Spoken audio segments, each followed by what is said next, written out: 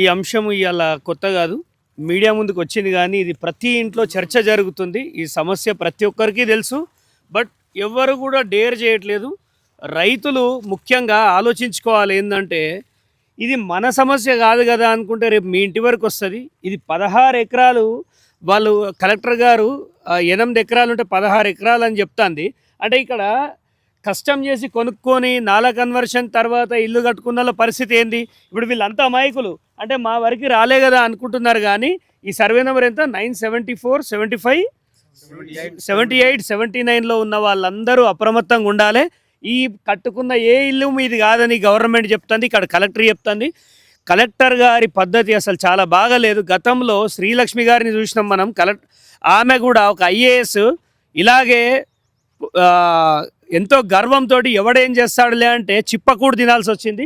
ప్రభుత్వాలు ఎప్పుడూ శాశ్వతం కాదు, ప్రజలు శాశ్వతం. మీరు ఈ రకమైన పద్ధతి పొన్నం ప్రభాకర్కి చాలాసార్లు వార్నింగ్ ఇచ్చినాం. నువ్వు ఏ భయం లేకుండా మాకు హైకోర్టులో ఇన్ఫ్లుయెన్స్ ఉందని చెప్పేసి కరీంనగర్ వాళ్ళని పోస్టింగ్ చేయడం ఏందండి?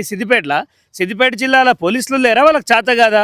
ఎక్కడ చూడు ఖమ్మం వాళ్ళని వేస్తారు, లేకపోతే కరీంనగర్ వాళ్ళని వేస్తారు. ఈ పోస్టింగ్లు ఎవరు వేస్తారు? ఎవరు లాలుచి పడుతురు? ఎంత డబ్బులు తీసుకొని వేస్తారు?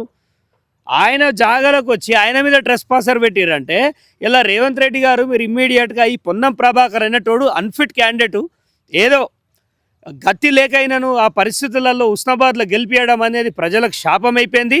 ఈ భూమికి రక్షణగా చక్రధర్ గౌడ్ ఉంటాడు, ఇక్కడ పనిచేస్తాం, దీని మీద అవేర్నెస్ తీసుకొస్తాం. కలెక్టర్ గారు మీరు జైలు పాలవుతారు, ఈ ఏజ్లో మీరు జైలుకు పోవడం మంచిది కాదు. దయచేసి మీ మీద ఒక గౌరవం ఉంది.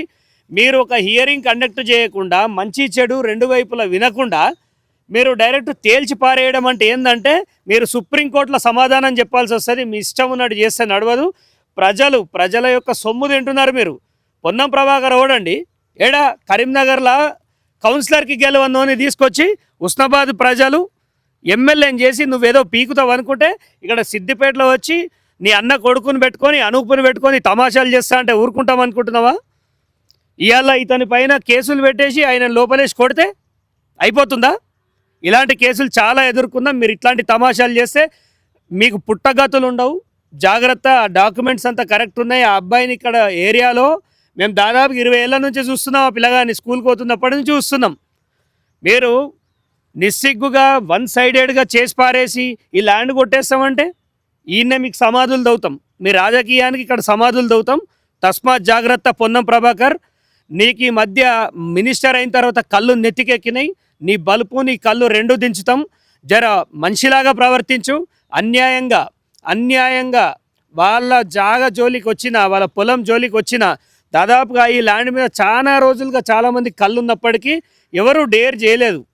కానీ పెనంలోకి వెళ్ళి పొయ్యిలపడ్డట్టు ఈ ధరణి కాస్త భూభారత్ అయి మనుషుల్ని చంపుతుంటే ఇదేం ప్రజాప్రభుత్వం అండి? సిద్దిపేటలో మనుషులకు కాదు జాగలకు కూడా రక్షణ లేకుండా పోయింది. దొంగలకేమో సర్టిఫికేట్లు ఇచ్చి కోట్లల్లో క్లీన్ చిట్ ఇస్తారు. అమాయకుల భూమి సిగ్గు లేకుండా కొట్టేస్తారు. దీనిపైన తక్షణంగా మేము కూడా డిస్కస్ చేస్తాం. దీనికోసం కలెక్టర్ ముందు ధర్నా అయినా చేస్తాం, కోర్టుకైనా పోతాం. దీన్ని పొన్నం ప్రభాకర్ గౌరవంగా పక్కకు జరిగితే మంచిది. పొన్నం ప్రభాకర్ ఒక కొత్త దొంగ. అంటే గతంలో ఉన్న వాళ్ళు ఏంటంటే ముఖం తెలియని తీసుకొచ్చి రిజిస్ట్రేషన్లు చేయించేటోళ్ళు. ఈయన కొత్తగా దొంగతనం తెలియదు కదా, డైరెక్ట్ అన్న కొడుకుని ఎక్కించిండు. నీ అన్న కొడుకుని ఎక్కించింది నువ్వు డాక్యుమెంట్లో కాదు, రేపు జైలు. ఏదో మేము చైర్మన్లో ఉన్నాం, హైకోర్టులో పీకుతాం చేస్తామంటే అవన్నీ నడవవు.